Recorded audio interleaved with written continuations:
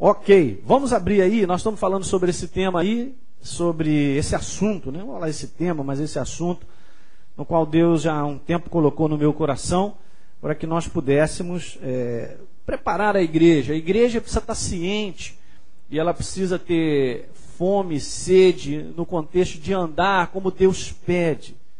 Sabe, se andar com Deus não mexe no nosso coração, tem alguma coisa errada. Eu vou repetir isso que eu falei. Olha, se a gente vai andar com Deus e não mexe coisas no nosso coração, tem alguma coisa errada. Porque uma das coisas que acontece e aconteceu com você quando nós nos encontramos a Jesus é que nós fomos transformados numa nova criatura. E daí então há todo um processo do qual nós estamos falando e conversando sobre vida de santidade e mudança na nossa vida, que é importante, que é necessária e que nós precisamos nos submeter. Deus não muda quem não quer ser mudado. Vou repetir. Deus não muda quem não quer ser mudado. Não muda. Quer dizer, você vê, a posição que nós tomamos é muito importante no reino de Deus, igreja.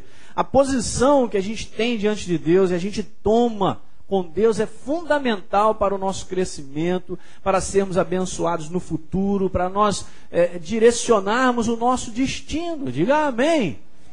Então, a gente tem falado sobre isso aqui domingo de manhã. A nossa carne não gosta, tem que apanhar muito mesmo. Está apanhando aqui domingo de manhã. E o nosso espírito está se fortalecendo. E nós estamos renovando o nosso pensamento com essas verdades para que a gente possa viver dessa maneira. É um assunto, como eu falei, que a igreja tem ainda vamos dizer assim, não tem um entendimento muito correto sobre isso. E a gente andou conversando aí domingo passado sobre algumas coisas. A gente vai revisar algumas coisas rapidinho e a gente vai passar adiante falando sobre vida de santidade. Desliga para mim o primeiro aí, Serginho, que eu acho que fica mais fácil. Josué capítulo 3, verso 5, é o nosso texto, um dos textos básicos. São 3 textos que nós estamos usando para que você veja como esse assunto está por toda a Bíblia. Depois eu vou entregar. Dá aqui para mim, Renato. Olha só, eu tenho aqui, pode deixar. Eu entreguei isso aqui sobre... Eu fiz aqui na igreja o Tratado de Condutas da Nova Criatura. Tirei de Efésios capítulo 4, Efésios capítulo 5. Tirei de Colossenses capítulo 3. Se você não tem, levante a sua mão aí para receber agora. Então recebe aí. Isso aqui fala sobre a maneira de nós vivermos. Eu tinha dito aqui que se nós somos novas criaturas, nós precisamos viver como Deus pede. Vou repetir, hein?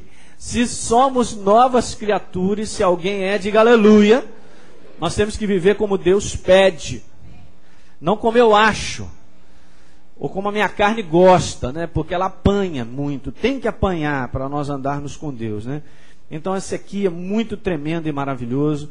Eu fiz uma compilação aqui desses capítulos e alguns versos e coloquei aí para que você veja aquilo que eu conversei aqui, que sobre procedimentos e atitudes é o maior ensino doutrinário do Novo Testamento. Tá bom? Recebe aí para você ler. Nós lemos aqui num dos encontros nossos sobre tudo isso aí. Depois, se de repente no final a gente pode ler a respeito disso aqui. Então todo mundo recebeu? Beleza. Então diz lá Josué, disse Josué ao povo, santificai-vos, porque amanhã, Josué 3:5, disse Josué ao povo, santificai-vos, porque amanhã o Senhor fará maravilhas no meio de vós. Que verso maravilhoso, né?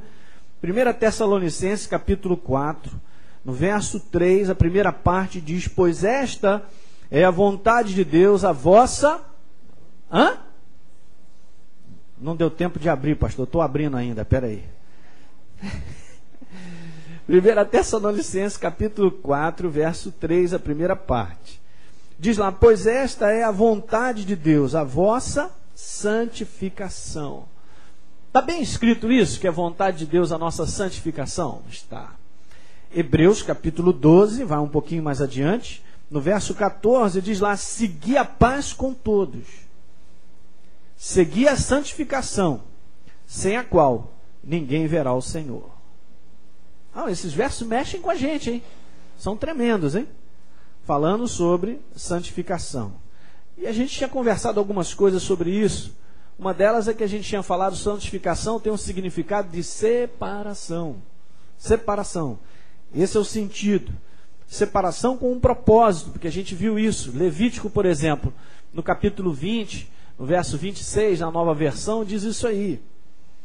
Fala sobre: vocês serão santos para mim, porque eu, o Senhor, sou santo, e os separarei dentre os povos para serem meus. Foi isso que Deus disse. E a gente havia falado sobre isso, que a santificação é para um propósito. Ser santo é ser separado para Deus com um propósito ou finalidade. E a gente viu, e eu vou voltar a falar sobre isso, para que nós, qual é a finalidade de nós sermos santos, separados para Deus, entrarmos nesse processo? Para sermos a expressão de Deus aqui na face da terra. Diga aleluia. As pessoas só verão Deus se virem Deus em nós. Por isso há essa finalidade. A gente viu que isso está atrelado ao significado da palavra santo, que é ser separado. Não simplesmente porque ser separado, não, há uma finalidade para isso. A gente vai ver hoje mais coisas sobre isso. E o que mais a gente andou dizendo? Que santificação, essa é uma definição que a gente enxerga na palavra. Não existe lá uma definição bíblica sobre isso, mas santificação é o processo pelo qual nós vamos nos tornando mais e mais semelhantes a Jesus em tudo que somos e fazemos. É um processo isso aí. Mas é isso que acontece na nossa vida. Se nós entramos nesse processo, o que acontece é isso, que você vai ver que você é uma pessoa diferente da pessoa que foi há 1 ano atrás, 2 anos atrás. É isso ou não? Porque se isso não estiver acontecendo, tem alguma coisa errada. Né? Porque nós somos diferentes, vamos mudando, porque a gente se entrega ao processo de santificação. Isso aqui não é um bicho de 7 cabeças, como eu falei aqui, em que as pessoas ficam assim desesperadas quando falam sobre esse assunto aí. E a gente tirou umas dúvidas aí, muito legal, dizendo aquilo que não é santificação, a gente vai ver. Então, santificação é um processo transformador.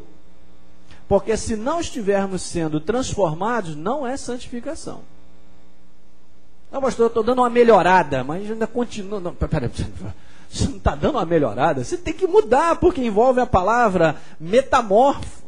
E os 2 versos que falam sobre transformação da nossa vida, que é Romanos 12, verso 2, e 2 Coríntios, capítulo 3, verso 18, é o mesmo, é a mesma palavra, metamorfo. É uma transformação. Você sai lá de uma lagarta e vira uma barbuleta. Sai de uma lagartixa.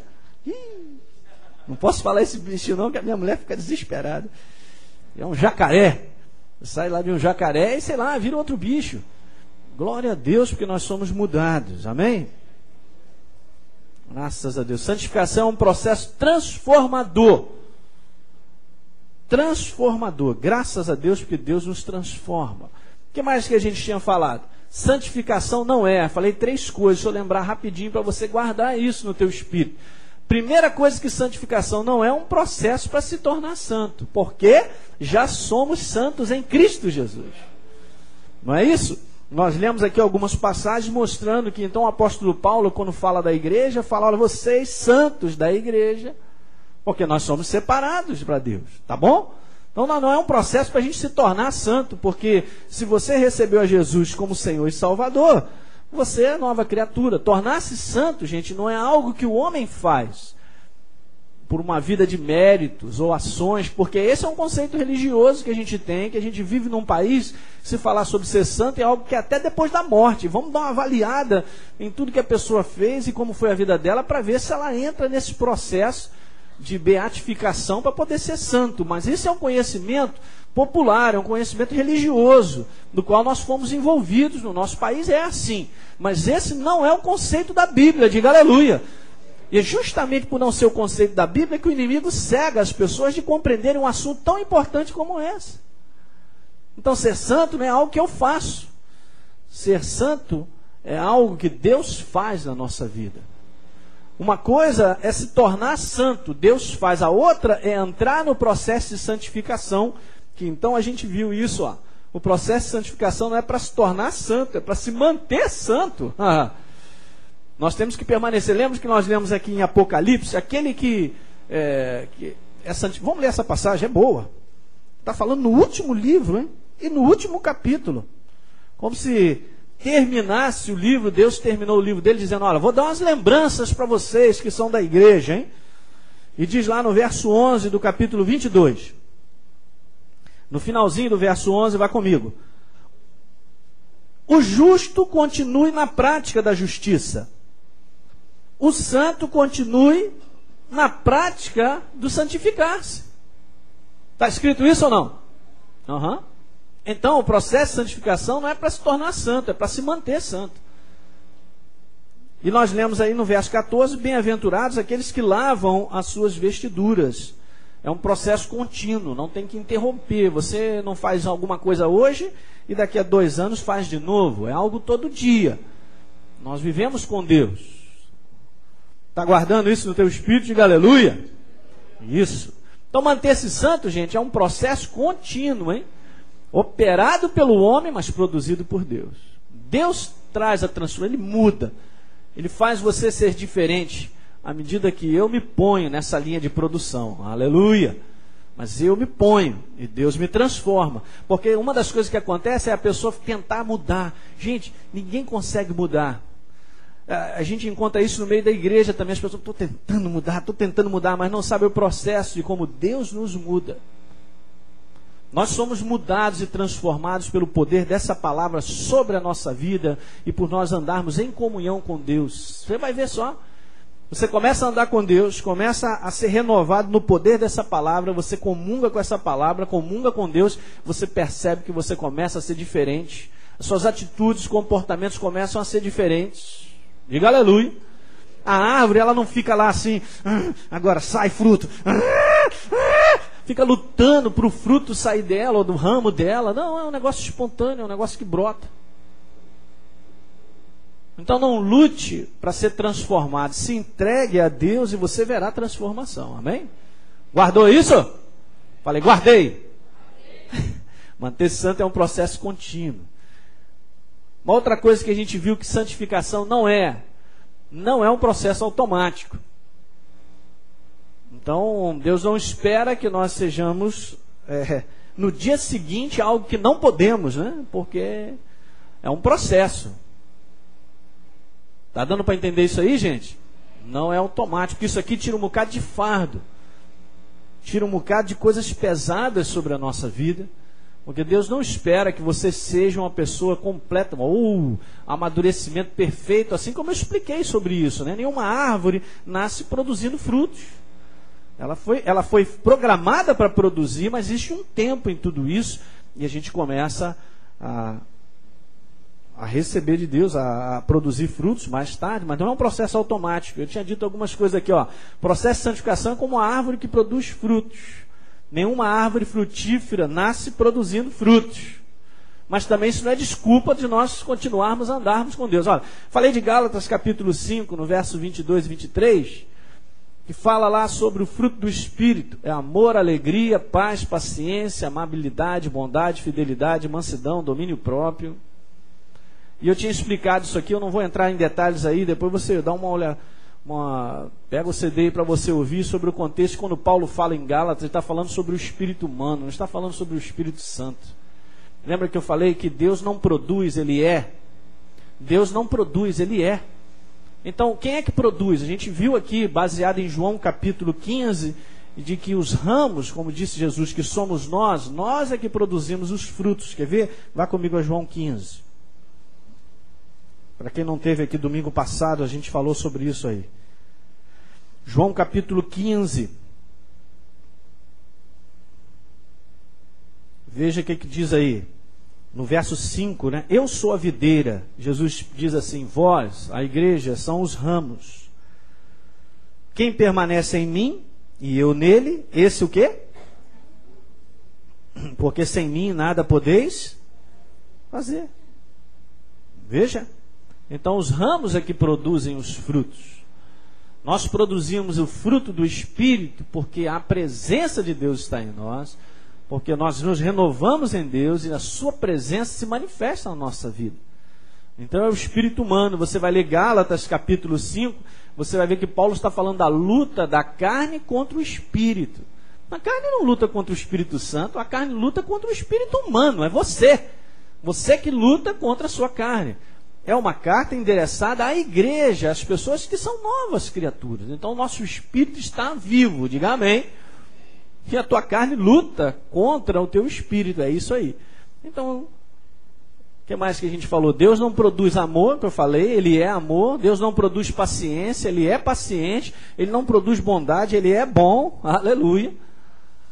Então são os ramos que produzem os frutos, né? Quem são os ramos? É a igreja, que a gente falou. E o fruto do Espírito citado então em Gálatas, como a gente leu, nada mais é do que o fruto do processo de santificação que ocorre no interior do homem nascido de novo. Ninguém pode produzir aqueles frutos do Espírito se não for nascido de novo. Aleluia! Diga, eu sou nascido de novo. Então nós somos uma nova criatura, podemos produzir isso. Aleluia! Santificação não é, foi o que a gente viu por último, um processo de mudança de aparência, né? Eu falei isso aí. Isso aqui é um perigo muito grande, que erradamente as pessoas acham que santidade é simplesmente como a pessoa se veste, ou observação de regras humanas, de coisas que dão uma classificação humana, aparência. A gente tem que tomar um cuidado, porque a carne ela julga pela aparência. E esse não é um assunto de aparência, santidade não é um assunto de aparência. Santidade é algo que começa aqui dentro, é algo que Deus trabalha no interior do homem. Agora até a nossa aparência muda. Você lembra da sua aparência cavernosa antes de Jesus? Lembra? Agora você tem uma cara maravilhosa, rapaz. Isso é para provar que então tudo começa de dentro para fora. Então quando o homem mete a mão e começa a definir santidade como coisas de aparência, como coisas assim de tamanho de saia, essas coisas todas, ele começa a ficar desesperado. Deus lá em cima parece que arranca os cabelos. Porque não é esse aí o contexto. Então a santidade não é. O processo de santificação ocorre de dentro para fora, diga amém. A santidade que o homem produz pela observação de regras e condutas não tem a menor força espiritual para o nosso progresso. Nós não crescemos. Não somos transformados com um conceito errado de santidade. Por isso que ainda é um assunto que as pessoas desconhecem e ficam assim meio de longe, porque acham impossível andar com Deus. Como é que eu vou andar com Deus? É impossível. Claro que é possível. Diga aleluia. Não resistimos ao inferno com a aparência de santos. O inferno não está nem aí para tua roupa, meu irmão. Pro jeitão de crente, ou aquela oração, ó Deus, ó não sei. Se você é de um jeito, quando você ora, já mudou quem você é, pô, Deus até fala assim, quem é esse aí? Não sei nem quem é, quem está orando. E o inferno não dá menor. Nós temos que compreender algumas coisas que são poderosas na nossa vida, por isso que viver o processo de santidade faz com que o diabo tenha muito medo da tua vida. Muito medo. Mas viver, não aparência. A gente não resiste ao inferno com aparência. Vamos hoje falar algumas coisas aqui sobre... Eu tentei assim, esse é um assunto muito grande, sabe? Ele é muito vasto. E eu tentei então pegar assim um leque maior de algumas coisas importantes. Nós vamos a partir de hoje ver pelo menos 6 motivos ou 6 razões do porquê que Deus requer do seu povo a santificação. É importante a gente compreender. Bom, a gente viu que é vontade de Deus a nossa santificação, mas por quê? Vamos ver áreas, motivos que são importantes sobre isso aí, para a gente entender. O primeiro motivo que Deus requer de nós a santificação é porque Deus é santo. Ele é separado. E não podemos andar com Deus sem vivermos em santificação. Não tem jeito.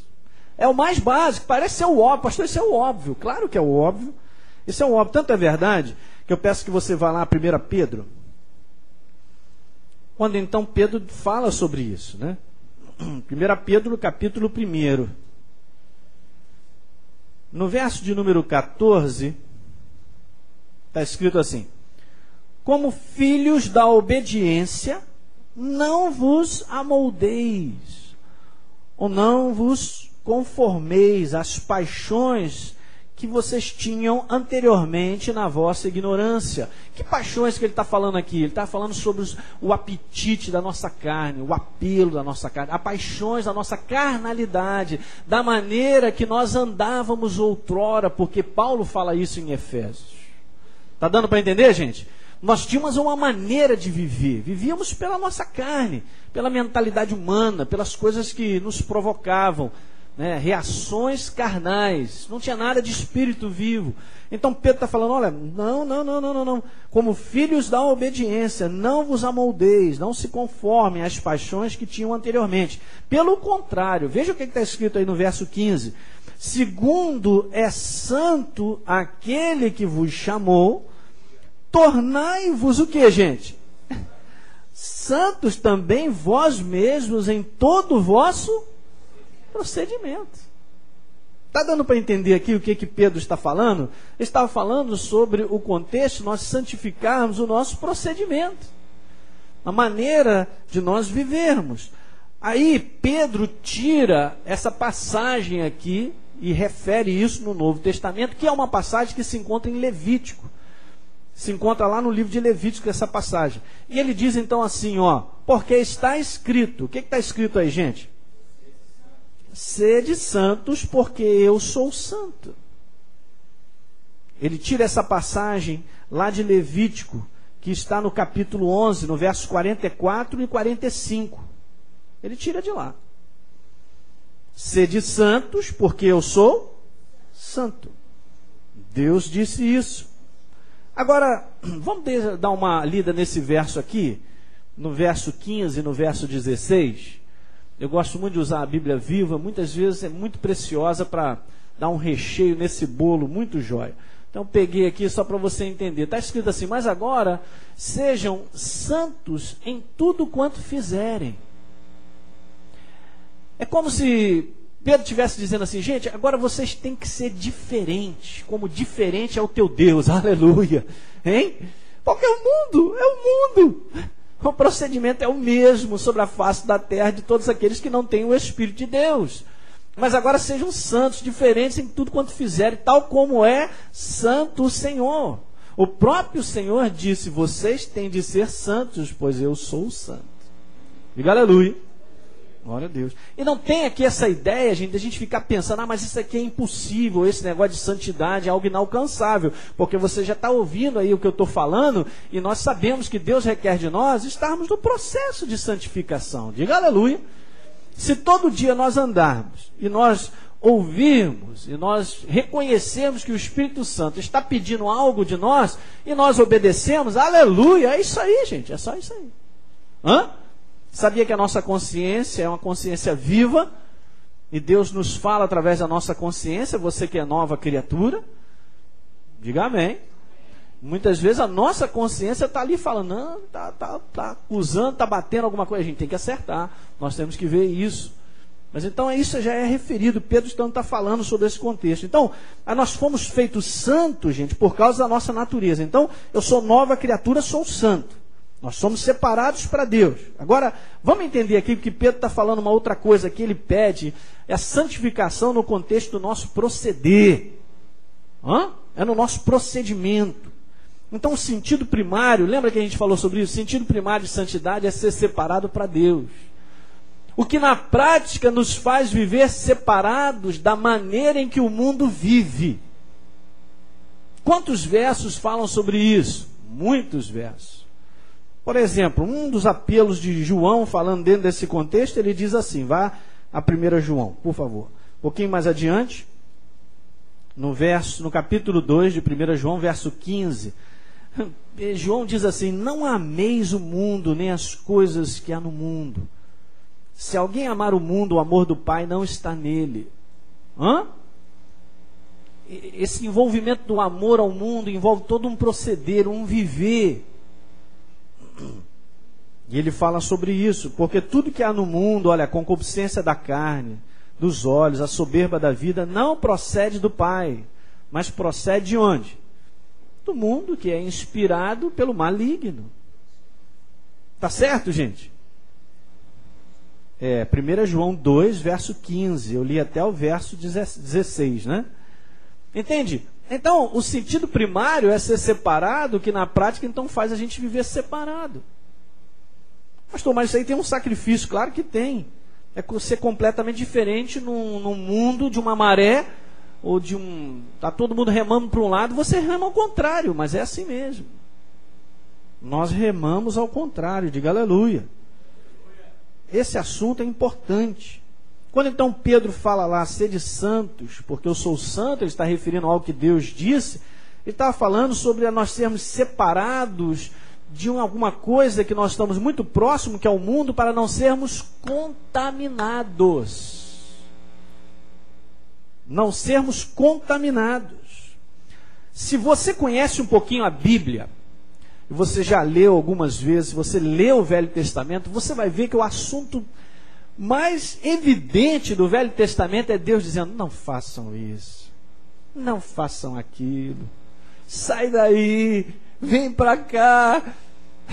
E ao mesmo tempo que Deus está dizendo, não façam isso, não façam aquilo, sai daí, vem para cá, o povo vivendo contaminado com os povos ao seu redor, nas práticas das quais eles viviam, e o povo sendo escravo, perdendo tudo que tinha de melhor, sendo derrotado sempre. Você sabe que no Velho Testamento, o povo de Israel, uma vez que chegou na Terra Prometida, depois eles saíram de lá porque eles foram escravos de outros povos, sabia disso? É isso que acontece. Esse é o grande problema. O povo, olha só o que eu quero te falar, era o povo escolhido de Deus. Agora lembra disso, porque nós também entramos no mesmo processo. Nós somos a igreja do Senhor, aleluia. Somos a igreja. Mas esse povo que era escolhido de Deus não procedia como Deus pedia. Gente, isso é um assunto sério. É um assunto muito importante. A gente tem que ter um foco no nosso coração muito importante com isso. E uma das razões porque as pessoas não enxergam isso com seriedade é porque hoje tem se perdido uma palavrinha que ninguém mais lembra dela, que é fundamental para dar o start em tudo na nossa vida em relação a Deus, que é temor a Deus. Temor no coração. Depois a gente vai conversar mais sobre isso aí, sobre temor. Então, em muitas ocasiões não havia a menor diferença da conduta do povo de Deus do Velho Testamento dos outros povos.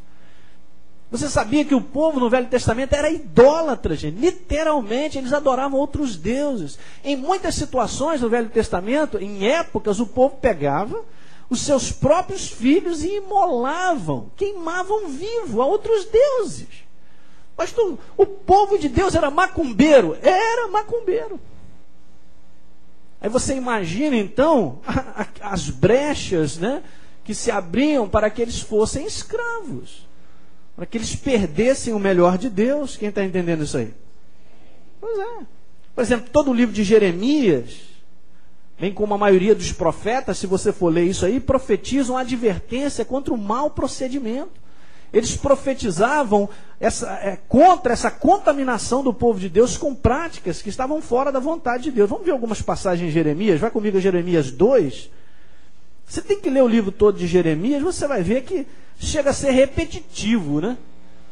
Porque é a mesma declaração. Sai dessa. Olha, vocês vão ser cativos. Jeremias capítulo 2. Quem está entendendo, diga aleluia. É isso aí, gente. Esse é o assunto.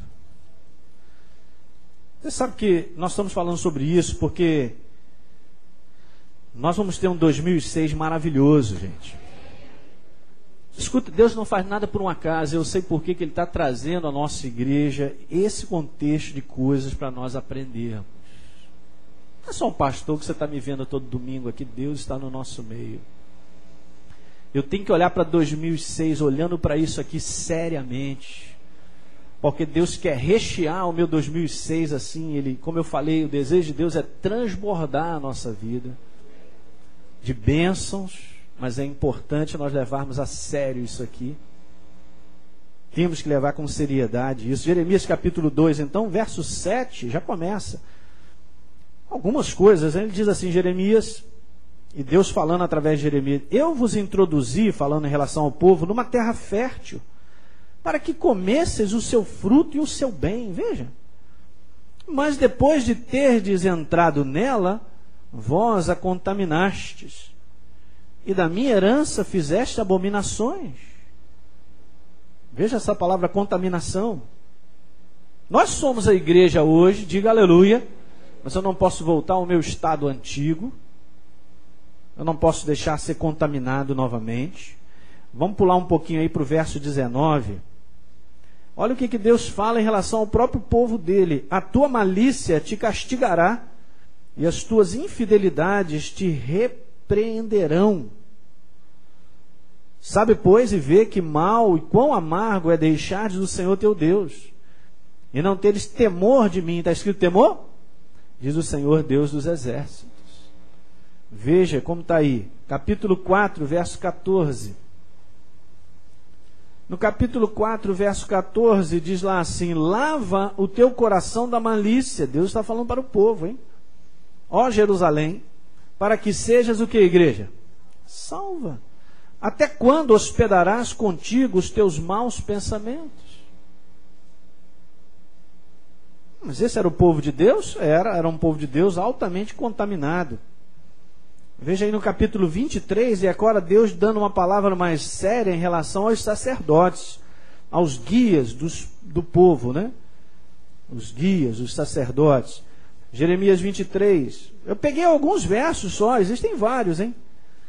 Jeremias 23, verso 11. Pois estão contaminados, assim o profeta como o sacerdote. Até na minha casa achei a sua maldade, diz o Senhor. Queridos, uma coisa a gente tem que entender: Deus está de olho na gente. Ele não está de olho. Você tem que ter uma noção muito interessante a respeito de Deus, porque a imagem de Deus é distorcida para muitas pessoas. Deus está de olho na gente, não com essa imagem que muitos têm de que ele vai que eu vou te dar uma varada agora, tão na cabeça, que aquele, sabe, aquele olhar de espreito para te bater. Porque tem gente que só enxerga Deus como um Deus de juízo. Não, Deus está de olho em nós, na nossa vida, porque Ele tem prazer na nossa vida. Sabia que Deus tem prazer com a tua vida? Porque Ele te criou, Ele te ama. Então imagine o nosso procedimento, e Ele enxergando no nosso coração temor a Ele, e Ele vendo em nós que nós estamos procurando viver como Ele pede. Meu Deus, Ele fica doido. Garoto, eu vou te abençoar muito. É assim que você tem que enxergar. Não fique enxergando Deus que Ele está assim esperando. Vem passar, vai que eu vou te dar uma paulada. Vem. Às vezes as pessoas têm ideia de Deus, um Deus de juízo. Ele será juízo no momento certo. Até porque a gente vai falar sobre isso. O julgamento de Deus começa na casa dele. Não começa lá primeiro, não. Começa dentro da casa. Então Deus tem essa visão. Em Ezequiel, por exemplo, outro profeta, veja o que está escrito no capítulo 22, verso 26. Aleluia. Ezequiel 22, verso 26. A carne está apanhando, hein? Deixa ela apanhar. Mas teu espírito está se fortalecendo, aleluia. Ezequiel 22, 26. Os seus sacerdotes, está falando do povo, hein? Transgridem a minha lei, profanam as minhas coisas santas. Ainda diz assim, olha que responsabilidade também é essa da igreja, né? Entre o santo e o profano não fazem diferença, nem discernem o imundo do limpo. Vamos dar uma lida nisso aqui na Bíblia Viva. Eu trouxe aqui um pedaço para você ver. O sentido de ser separados para ficar livres da contaminação. Mas vamos ver isso aqui, Ezequiel 22. Os sacerdotes não ensinam o povo a separar o que é puro do que é impuro. Isso é santificar-se no procedimento. Eles ensinam o povo a zombar da minha santidade. É sério ou não é sério esse assunto? Muito sério. Por isso que eu falei aqui para vocês e como Deus identificou. A chave de nós compreendermos isso e nos posicionarmos é temor no nosso coração. Temor. Temor a Deus. Esse é o sentido. Vamos a João capítulo 17, porque quando eu li essa passagem, eu vi algo aqui tremendo. Jesus faz uma oração, gente. Até o pastor Alexandre esteve aqui no aniversário da igreja e pregou sobre essa passagem. Mas eu enxerguei algo aqui muito precioso. João capítulo 17 é a oração que Jesus faz ao Pai.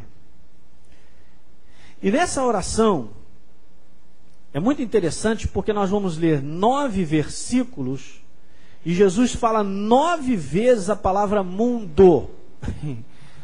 Quer dizer, quase que uma palavra mundo para cada versículo.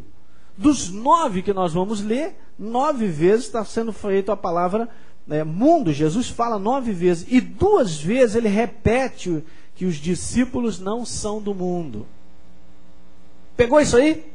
Nada é por um acaso na palavra de Deus, hein? João 17, vamos começar a ler no verso 11. Já não estou no mundo, disse Jesus, mas eles, em relação aos discípulos, continuam aonde? Diga, eu continuo no mundo. Você continua no mundo ou não? Continuamos no mundo. Ao passo que eu vou para junto de ti, Pai Santo. Não, mas se você quiser partir, a gente também dá um jeito. Não, Jesus partiu, não, pastor, ainda estou aqui ainda. Ao passo que eu vou para junto do Pai. Pai Santo, guarda-os, está escrito isso? Guarda-os em teu nome, que me deste, para que eles sejam um, assim como nós. Veja aí, quando eu estava com eles, guardava-os no teu nome, que me deste, e protegi-os. E nenhum deles se perdeu, exceto o filho da perdição, para que se cumprisse a escritura. Verso 13. Mas agora vou para junto de ti, e isto falo no mundo, para que eles tenham o meu gozo completo em si mesmo. Verso 14. Eu lhes tenho dado a tua palavra, e o mundo os odiou, porque eles não são do mundo. Repita comigo, porque eles não são do mundo, como também eu não sou. Verso 15. Não peço que os tires do mundo, e sim que os guardes do mal. Veja agora então que interessante, porque Jesus então agora, ele diz assim, novamente ele diz, eles não são do mundo, como também eu não sou. E no verso 17 Jesus inclui isso aí, santifica-os, Pai, na tua verdade, a tua palavra é a verdade. Assim como tu me enviaste ao mundo, também eu os enviei ao mundo, e a favor deles eu me santifico, e a mim mesmo, para que eles também sejam o quê? Santificados na verdade. Muito interessante essa passagem aqui, que Jesus mostra isso, gente. E é interessante algo aqui que eu quero que você veja, porque diz assim, olha, verso 15, não peço que o tires do mundo. Você está no mundo? Você quer ficar livre do mundo? Pastor, no fundo eu quero ir embora para a casa do Pai. Mas nós estamos aqui. Então Jesus já sabia disso, que nós precisávamos ficar. A igreja, ela está no mundo. Porque vai chegar um dia que ela não estará mais. Mas nós vimos aqui que há uma missão, há algo que Deus tem a realizar com a igreja, que somos nós. Então veja lá, não peço que tires do mundo, e sim que os guardes do mal. Mal do quê? O mal do mundo. Eu acrescentei isso aqui do lado da minha Bíblia, o mal que o mundo tem, que provoca, que exala, que influencia. Tá certo? Então agora pula para o verso 17. Santifica-os, Pai, separa na verdade. Olha, a tua palavra é a verdade. Verso 19. E a favor deles eu me separo a mim mesmo, para que eles também sejam separados em quê? Na verdade. O que é a verdade? É a palavra, é a verdade. Para que eles sejam separados na verdade, eu acrescentei assim, do mundo. É exatamente isso. Sabe de uma coisa? Nós costumamos dizer o seguinte, nós vivemos no mundo, mas não somos do mundo. Não é isso? Diga, eu vivo no mundo, mas não sou do mundo. Por que a gente diz isso? A gente diz isso porque a gente reconhece uma separação, que não deve ser física, mas deve ser na maneira de viver. Na maneira de viver. Quando Jesus está falando do mundo, ele está falando de todo um contexto de como o mundo vive, de como o mundo procede, como o mundo age, como o mundo fala. Está dando para entender, gente? Não está falando do mundo no contexto de ver as coisas assim, ou sabe, no sentido físico. Está falando desse espírito que o mundo... Você sabia que o mundo tem uma voz? E a voz do mundo, em tudo que pensa, em tudo que age e faz, é diabólica. Assim como o povo estava lá no Velho Testamento e se deixava contaminar com os outros povos que eram inimigos. E eles acabavam ficando escravos e perdiam a proteção, o cuidado de Deus e as bênçãos de Deus. Perderam a sua terra prometida, gente. Quem está entendendo? Aleluia! É uma questão, então, da gente compreender que Jesus, ele inclui nisso aqui, das coisas do mundo, a necessidade de nós entrarmos no processo de santificação. Pai, faz o seguinte, santifica essa turma na tua palavra, separa essa turma do procedimento do mundo, e só a tua palavra pode fazer isso, é isso que ele está falando. Então a gente vive essa fé em Jesus e na sua palavra. Gente, olha só, tudo que envolve a nossa vida, são palavras, atitudes, pensamentos, os nossos planos devem estar de acordo com o que a palavra de Deus diz. Isso aqui é importante. Nós vivemos no mundo, gente, mas o nosso comportamento, o estilo de vida não é mais o do mundo, porque nós fomos livres, nós fomos libertos, diga aleluia. No mundo não há condição de sermos abençoados. O proceder do mundo é maligno, ele amaldiçoa a vida do homem.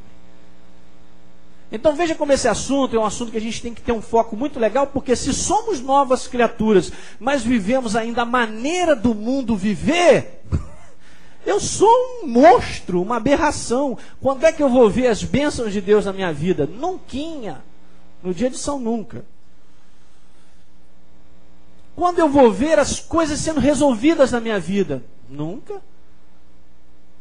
Pelo simples fato do mundo contaminar, estender os tentáculos e alcançar a minha vida, eu já fiquei no domínio de Satanás. Ah, mas espera aí, pastor, o diabo não pode me dominar mais? É claro, não pode, nós somos de Deus. Mas eu permito ele ficar com os dedos na minha vida quando eu não ando como Deus pede. Pensa um pouquinho sobre isso aí. É como se nós dessemos o direito para ele entrar e sair quando quiser da nossa vida. Você conhece aquela história de que uma pessoa foi salva e descreveu essa visão da transformação como sendo aquela casa que antes era a casa da bagunça do diabo, da maldade, de tudo aquilo que acontecia de ruim. E o Espírito Santo vem, e Deus vem, manda o diabo para fora, ajeita aquela casa toda, transforma, tira tudo que estava dentro daquela casa que não pertencia a Deus, quer dizer, claro, pertencia ao diabo, bota tudo para fora, e de repente a pessoa está lá naquela casa nova, tranquila, de repente bate na porta. Aquela barulheira, o que é isso aí? E tal, chega lá, é o diabo. Falei, mas rapaz, você não pode entrar aqui, não. Você está querendo entrar? Não, eu vou entrar. Não, você não pode entrar porque essa casa não te pertence mais. Não, mas eu vou entrar. Mas você não entendeu bem. Ela é uma casa nova. Ela foi comprada pelo sangue de Jesus. Ela foi limpa pelo sangue de Jesus. Mas olha, você não pode entrar. Não, eu vou entrar. Pelo simples fato que tem um preguinho lá naquela parede que é meu. Aí ele vai lá e pendura o quadro dele. É isso que acontece. Nós vivemos no mundo. Não podemos sair dele, mas o nosso comportamento, a nossa maneira de viver, o nosso estilo, não é o do mundo. Por isso que Jesus, ele fala cada coisa assim, procedimento. Veja só, eu vou ler agora aqui uma passagem que a nossa carne, ela fica assim desesperada, ela até arranca essa página da Bíblia. Mateus capítulo 5, vai lá. Mas o Espírito ama isso aqui, eu sei que ama. Mas a carne, meu irmão, fica doida. Eu não vou nem ler a partir do verso 38, para não levar um infarto da carne, porque ela vai infartar, com certeza. Chama uma ambulância para deixar aí na porta, porque ela vai ficar irada. Mateus 5,43. Ouviste que foi dito, amarás o teu próximo e odiarás o teu inimigo? É disso que eu gosto, é a carne que gosta. Eu, porém, vos digo, Jesus, amai os vossos inimigos e orais pelo que vos persegue. Não! Não, isso aqui não é de Deus, não. Isso aqui, a carne já começa a ficar desesperada, meu irmão. O que está escrito? Amai os vossos inimigos? Não, pastor, mas eu não tenho aquele coração, aquele sentimento. Não é sentimento, é procedimento. Como é que você deve tratar o seu inimigo? Tão bem quanto você. Se o teu inimigo tiver fome, dá um prato de racumim para ele. Não. Se o teu inimigo tiver fome, dá-lhe de comer. Dá a melhor comida. Se tiver sede, dá água mineral gasosa. Não, isso aí não é de Deus, não, isso é doideira. É muito de Deus isso. Paulo fala, depois vamos lá. Para que vos torneis filhos do vosso Pai Celeste. Porque Ele faz nascer o sol sobre maus e bons, e vir chuvas sobre justos e injustos. Porque se amardes os que vos amam, que recompensa tendes? Não fazem os publicanos também o mesmo? E se saudardes somente os vossos irmãos, que fazeis demais? Não fazem os gentios também o mesmo? Agora esse verso é demais, hein? Verso 48, diz assim, portanto, sede vós, como perfeito é vosso Pai. A gente poderia substituir assim, sem problema nenhum. Portanto, sede vós santos, como santo é o vosso Pai Celeste. Porque esse é o procedimento de Deus. Você sabe que Deus continua amando as pessoas, mesmo elas sendo inimigas dele? Que Ele tem o mesmo amor que tem por mim, por aquele que não está nem aí, blasfemando o nome dele. Esse é o nosso Deus. Nossa carne grita, mas isso aqui é a verdade. Pastor, eu gosto mais de olho por olho, dente por dente. É, realmente. Pastor, pelo menos eu não posso quebrar os dentes para depois conversar e aí abraçar. Mas uma primeira que tem aquele ímpeto, aquele primeiro ímpeto que é gostoso, pastor. Não me tire esse primeiro ímpeto. Dá vontade de quebrar os dentes e conversar depois. Me perdoe, meu irmão, foi só um momento de ira, uma ira santa. Pum. Não é bem o que está escrito aqui. Vamos a Romanos 12. Ai, pastor, traz a balão de oxigênio, porque a minha carne já está desesperada. Apanha nessa manhã, carne. Tem que apanhar, recebe. Engole essa verdade. Meu irmão, eu já falei para você vir aqui domingo de manhã, tem que ter coragem. Tem que ser macho. Não, corajosos. Corajosas. Veja o que está escrito no verso 17 de Romanos 12. Pastor, eu nunca li esses versos. Nunca. Na minha Bíblia não tem esse capítulo aí, esse verso. Romanos 12, verso 17. Não torneis a ninguém mal por mal. Esforçai-vos por fazer o bem perante só os que eu gosto. Todos os homens.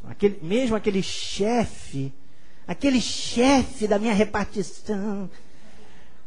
Se possível, quando depender de vós, tende paz com todos os homens. Não, pastor, isso não é Bíblia. Isso aqui é a Bíblia. Você sabe de uma coisa? Isso aqui são os versos mais poderosos da Bíblia. Você sabe por quê? Porque o inferno sabe que se nós colocarmos isso em prática, ele está completamente derrotado. Não vos vingueis a vós mesmos, amados. Deixa isso aí, rapaz. A vingança pertence ao Senhor. Verso 20. Pelo contrário, olha só. Se o teu inimigo tiver fome... Comida de 3 dias passados. Se tiver sede, dá-lhe de beber água da torneira. Porque fazendo isso, amontoarás brasas vivas sobre a tua cabeça. E agora é um dos versos que as pessoas não prestam atenção, mas é muito poderoso, porque ele diz assim, olha só. Não te deixes vencer do mal, mas vence o mal com o bem. Está escrito que vence. Quer dizer, a atitude e o comportamento do mundo é vencida quando nós nos comportamos como Deus pede. O que significa que nós somos vitoriosos. Mas o que isso vai resolver na minha vida? Eu perdoar ou eu ter esse tipo de atitude? O que? As coisas na sua vida começam a ser acertadas, que o inimigo segurava, tem um preguinho lá. Não, aqui não. As coisas começam a ser transformadas. Está dando para entender? É isso. Então, o padrão, o estilo de viver, a maneira de pensar e crer do mundo não deve mais fazer parte da nossa vida. Pastor, mas bem que insiste. É lógico, nós vivemos muito próximos. Uma coisa é insistir. Viver a santificação, gente, a gente está terminando para você entender. Viver a santificação é necessário porque é através dela que nós nos mantemos livres da contaminação do mundo. Viver no mundo, mas não ser do mundo em termos de proximidade, é igual água e óleo juntos. Não se misturam, mas se chacoalhar, meu irmão, vai misturar. É muito próximo. O inimigo, ouça bem o que eu quero te falar nessa manhã, ele já foi vencido, mas ele mora sempre do teu lado. É triste isso, a gente sabia que ele já é derrotado, mas ele mora do teu lado. Acorda, olha para você, tá ali só de olho, de vez em quando faz, tá ali te fazendo careta, te provocando, mora do teu lado. Ele mora do teu lado, meu irmão. Sai de casa que você vai ver ele. É verdade ou não? Mora do lado, mas ele é derrotado? É. Então a igreja tem que manter ele na derrota. Uma das coisas mais tremendas é que às vezes a igreja não compreende isso, que alimenta ele quando o nosso proceder é errado, quando a nossa carnalidade ela se sobrepõe sobre a nossa vida no espírito. Você se lembra uma coisa muito interessante que lá no Velho Testamento, que Deus, quando então dá aquela palavra amaldiçoadora em relação à terra, porque havia desobediência de Adão e Eva, disse lá para Satanás, olha Satanás, falando em relação à serpente, você comerá pó todos os dias. Está falando exatamente sobre isso. O que nós alimentamos as coisas, vamos dizer assim, malignas na nossa vida, dando oportunidade ao diabo de nós agirmos na carne. Pastor, mas eu não estou completamente livre disso aí. Pois é um processo que nós estamos vivendo, mas nós estamos sendo diferentes, diga aleluia. Isso começa dentro da nossa casa, gente. É ali mesmo, com as pessoas e tudo, a maneira da gente proceder. Veja aqui, 1 João, vamos ver isso aqui. 1 João 5 na Bíblia Viva, no verso 19, diz assim: nós sabemos que somos filhos de Deus e que o resto do mundo todo ao nosso redor. Onde é que está o mundo? Está ao teu redor. Por cima, por baixo. É muito perto. O que está escrito aí? O mundo todo está sob o poder e o domínio de quê? De Satanás. Os tentáculos dessa influência estão aí. Mas tem uma coisa tremenda que é o seguinte: somos nós quem decidimos se vamos nos contaminar ou não. A resposta é sempre nossa. O mundo ele está, como eu falei, nós estamos aí, o inimigo está vencido, ele mora do meu lado, mas ele não pode me agarrar. Diga aleluia. Ele não pode segurar no teu cangote. Somos nós que permitimos. Tanto é que Paulo diz em Efésios capítulo 4, quando nós lemos aqui o tratado de conduta da nova criatura, depois você vai ler em casa esse mês aí, continua lendo, está escrito lá em 4, verso 27, diz assim: nem deis lugar ao diabo. Somos nós que damos lugar. Pastor, ora por mim na minha igreja, na minha casa, que o diabo está furioso, está fazendo uma opção de coisa lá em casa. Minha mulher já apanhou, meus filhos também, e até o cachorro também apanhou, todo mundo apanhou lá em casa, é o diabo. Tá? Não foi o diabo que bateu na sua mulher, bateu nas crianças, bateu no cachorro, foi você? Mas ele não está furioso? Não, é você que está permitindo a fúria dele. Está se entregando à fúria dele. Está agindo como ele pede. Tem muito conceito de crente errado, né? O diabo está furioso lá em casa. Está furioso porque as pessoas se deixam ser usadas. Você sabia que o diabo não pode tocar na sua vida nem te usar? Por mais que possa injetar pensamentos e coisas, você ainda diz sim ou não. Diga aleluia. Para você ver como Deus nos colocou numa posição onde nós temos autoridade. E cabe a cada um de nós, como Paulo disse, isso vai ser uma luta constante entre a carne e o nosso espírito. Vai ler Gálatas. Paulo disse: eu esmurro o meu corpo e eu reduzo a escravidão para que, tendo pregado a outros, não venha a ser desqualificado. Paulo fala que desde eu acordar até eu dormir, a nossa luta é uma luta contra a nossa carne, não é contra o diabo. O diabo está derrotado. Mas ele trabalha e influencia a carnalidade. Essa é uma área que nós vamos ver um pouquinho mais à frente, porque uma das coisas que a gente vai ver, um dos motivos porque Deus requer de nós a santificação, é para que nós possamos amadurecer. E a via do amadurecimento é a via da santificação. Se não houver um processo de santificação na nossa vida, não tem como nós amadurecermos em Cristo. E todo o Novo Testamento aponta a partir das cartas, são cartas para o amadurecimento da igreja. Diga aleluia. A gente fica livre disso aí. Então, veja aí. Enquanto a gente viver no mundo, a proximidade com a contaminação pelo inimigo será sempre grande. Mas fica tranquilo que você não será contaminado se você não permitir. Se você permitir, será. Se não, há sempre a nossa opção. Gente, deixa eu terminar dizendo o seguinte, olha só, o diabo ele só tem um objetivo para a igreja. Ele quer roubar as promessas de Deus para a nossa vida. As promessas de liberdade, promessa de saúde, de nós conquistarmos, de vencermos as dificuldades. Ele tem esse alvo, ele olha para a igreja, não, esse cara não. Então preste atenção. E como é que ele faz isso? Fazendo com que a igreja se contamine com a maneira do mundo viver. Só isso. A igreja perde a sua liberdade, perde a sua saúde, perde as suas conquistas, não vence as dificuldades porque se contaminou com a maneira de como o mundo vive. Você vai falar, pastor, mas eu não sou mundano. Mas sabe de uma coisa? Não acontece nesse total imersão, vamos dizer assim. Não é uma imersão, mas é aquilo como eu falei. Às vezes tem um preguinho na parede. Tem uma área que Deus e o Espírito Santo já está falando com a gente há um tempão. Essa área aí, trabalha nela aí, ó, fecha essa brecha. É isso? É uma questão de brechas. Quem está entendendo? Nós temos que levar isso a sério. Ah, mas é o meu temperamento, é a minha personalidade. Nada disso. Não existe isso. Isso é uma questão de mudança. Porque se a personalidade te escraviza, se ela te traz malefício, quebra no nome de Jesus, vai ser diferente. Então há uma maneira de vir. Eu acredito nisso. Gente, olha só. Isso funciona assim. Você pode estar certo. Se você é nova criatura, você anda com Deus, o Espírito Santo te fala. Há algo dentro de você que te incomoda. Não, mas a gente tem aquele jeitão. Não vai resolver isso. Não, e a gente fica ultrapassando isso, porque aquilo incomoda a nossa carne, mas é o Espírito dizendo, essa área aí, ó, muda. Está dando para entender o que eu estou dizendo?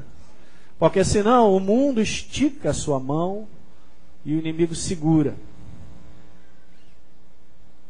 Então, uma vez contaminados, olha, com a maneira de viver desse mundo, a gente perde o direito de liberdade, a gente perde a nossa saúde, a gente perde as lutas, os combates, de sermos abençoados por Deus. Porque muitas situações ainda não resolvidas. Pastor, não falta é oração. Pois é, esse é um outro assunto que a gente vai conversar. Às vezes a pessoa põe toda a sua força no contexto da fé da oração, mas não vive a verdadeira fé. Hello, somebody. Bom, mas como é que... Então, olha, veja só, se esse é um assunto de como eu devo viver, imagine se eu estou vivendo da maneira como Deus pede, e nesse processo de santificação eu vou ajustando a minha vida em coisas que Ele vai me falando, meu irmão, a tua oração arrebenta a boca do inferno. Porque o inimigo olhará para o cara, estamos lascados, o homem não tem brecha, a pessoa não tem brecha e tal. Já te falei aqui que nós somos um ferro elétrico de Deus? Já te falei, né? Nunca ouviu falar isso, que você é um ferro elétrico? Nunca ouviu? Levanta a sua mão. Quem nunca ouviu? Não, a maioria já, né? Já falei essa história aqui na igreja? Já contei ou não? Pois é. Tu tem que estar lá plugado, meu irmão. Quente. Ninguém põe a mão no ferro elétrico. Se tirar da tomada, vai esfriar. A hora que esfriar, o demo pega. Entende? Pô, pastor, mas é uma luta isso aí, então é todo dia. Pois é, essa é a nossa vida. Mas é uma luta que nos cansa, porque Deus nos renova. Se você vai à presença dele e a sua palavra, eu te garanto que não tem um dia que você não sai renovado em Deus. Parece que a tua força já está multiplicada, meu irmão. Para continuar na luta, para continuar todos os dias, está ali. Diga aleluia. Vamos ficar de pé nessa manhã.